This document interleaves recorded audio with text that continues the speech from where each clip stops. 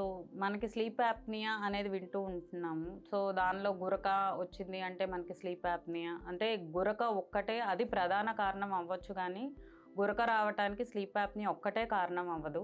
So దానికి ఇంకా చాలా ఉంటాయి. ఎడినాయిడ్స్ అంటాం, ముక్కు వెనకాల వాసినట్టు ఉండటం కానీ, లేకపోతే ముక్కు నీసల్ అబ్స్ట్రక్షన్స్ ఉండటం కానీ, ఓవర్ వెయిట్ ఉండటం వల్ల కానీ, సో చాలా కారణాలు ఉంటాయి మనకు గురక రావటానికి. సో స్లీప్ యాప్నియా ఒక్కటే కారణం కాదు.